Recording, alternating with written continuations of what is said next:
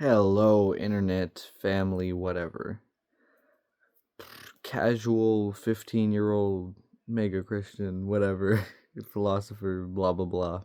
Titles I don't care about. Hitting you with some things of advice. Some things just might want to think about. In this video, I have 3 tips for you. 3 tips on how to lead a good life. Numero uno, number 1. Stop caring about what other people think. Truly, verily, I tell you, I'm just going to speak this onto you. When you walk through life caring about what others think of you, chasing external motivators, fame, money, girls, this, whatever, it's not going to get you anywhere. Because you're chasing the idea of something as opposed to the thing itself. And even then, you have to truly think about your priorities. Will this thing get me a happiness? Will this thing get me there? Because at the end of the day, you need to have your priorities straight. I have the belief that whatever your beliefs are, whatever your faith is toward, whatever your innermost desire is, that's what you're going to go towards. That's what you're going to base your whole life around, what you're going to live off of.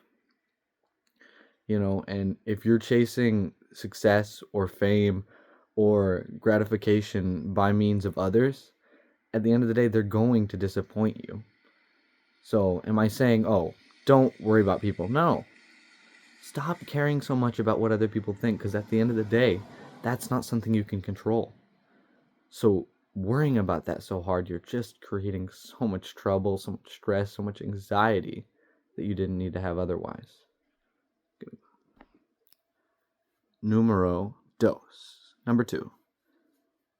Stop chasing that goal. Stop trying so hard to get that thing you think you just need. And this is going to sound counterintuitive. Mason, shouldn't I be determined to get my goal? Shouldn't I be striving towards this with my whole being?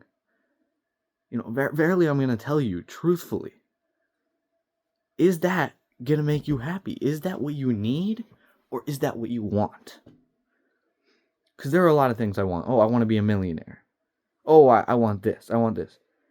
Number 1, are you willing to work to get there? Are you truly willing to do what it takes to get what you want?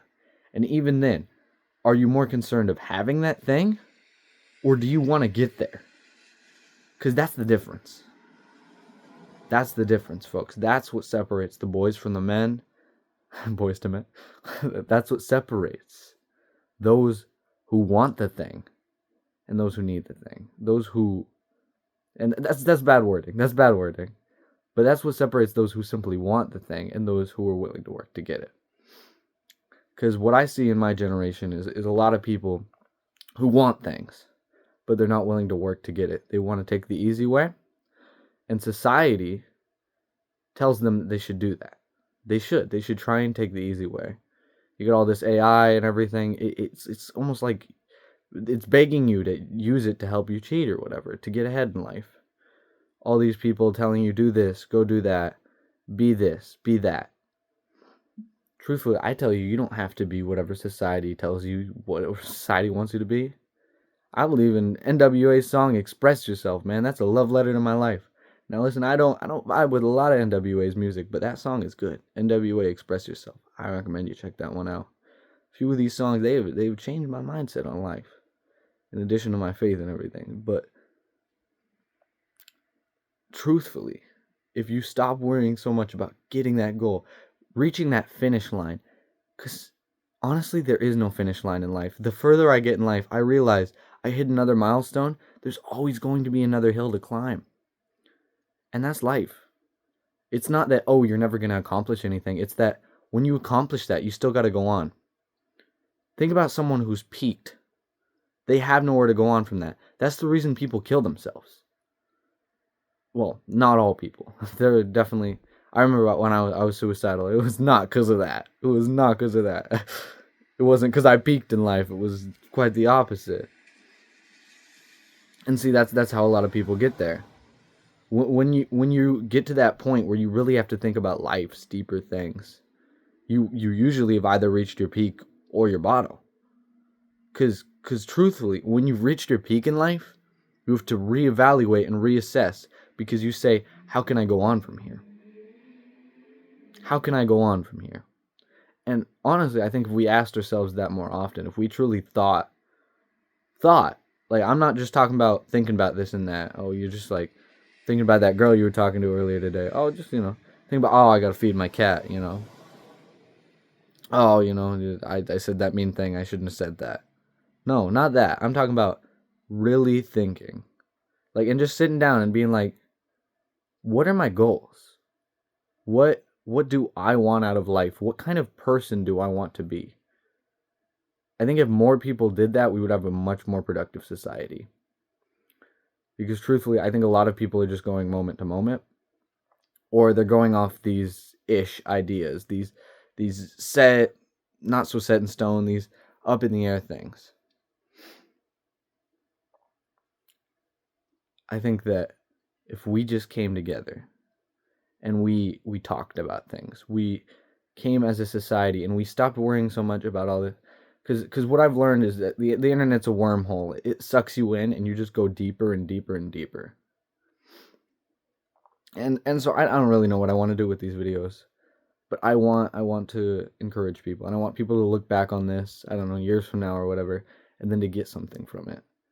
Because I've stopped chasing those things. I've stopped chasing fame and success, and every day I have to remind myself, and I have to reassess in the guise of my faith and in the guise of just being a person on this earth. What do I want out of life? Because you only get one life. All these scientists and everything talking about, oh, we're going to try and beat death or whatever. You only get one life.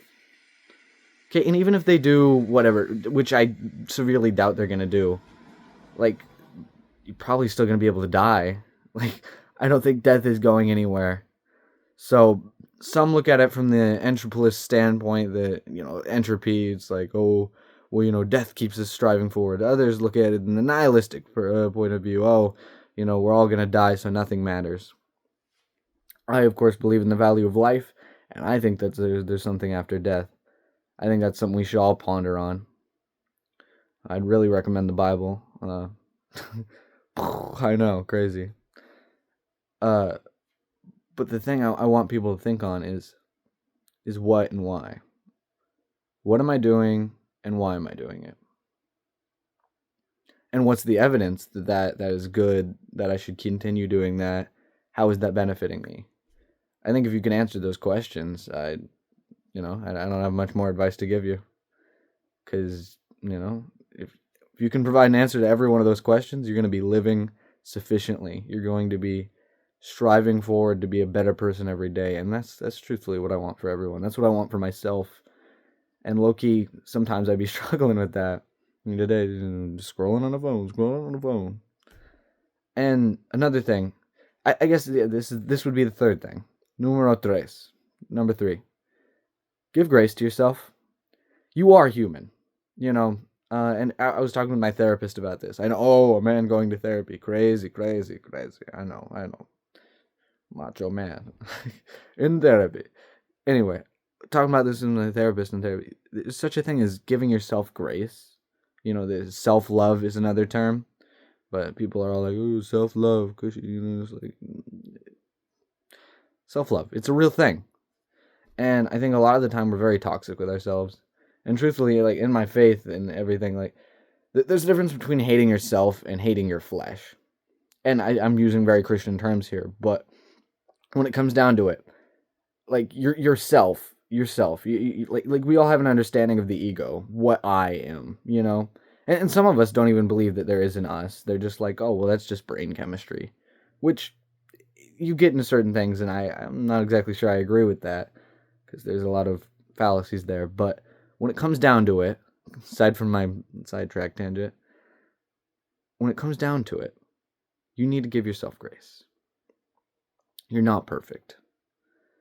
And your flesh, or your desires, that's how the Buddhists put it or whatever, like, suffering comes from your desires. That's how the Buddhists put it. I don't know if I completely agree with that.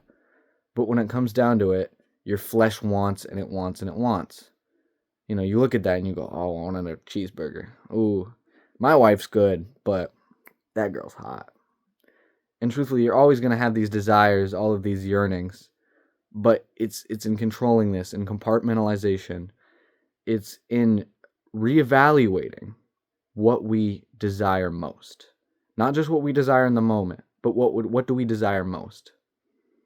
And you're not going to get it 100% of the time because we're innately, what's the word?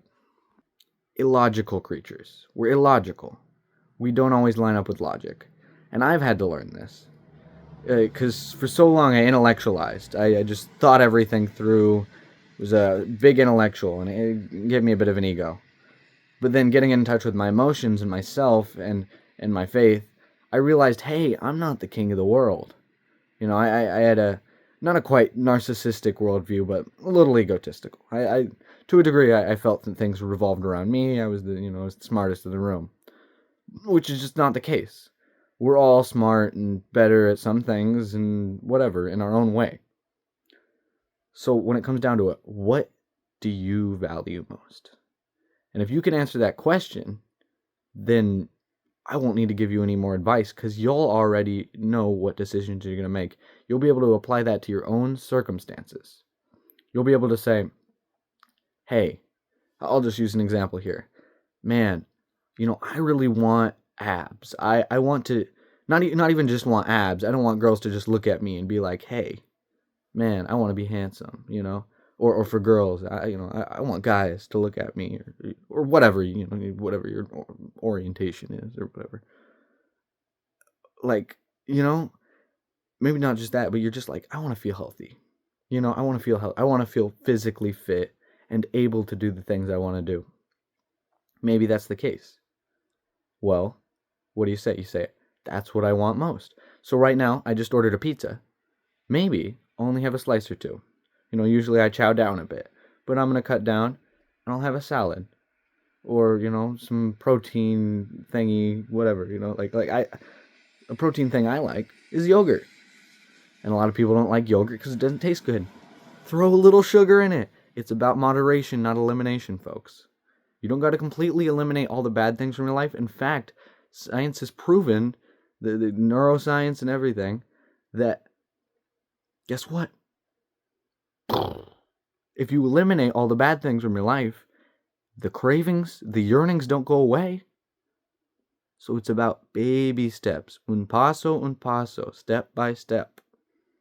Okay? Rome was not built in a day. It's one of the oldest sayings. Okay? It holds so true. And that's the problem. Everyone tries to cut to results, and they don't want to do the work. They don't want to do the work. I do the same. I'm very guilty of this. Very guilty. Now, I want you to just take a second. Just think about the way this could apply to you. I'll give you a second.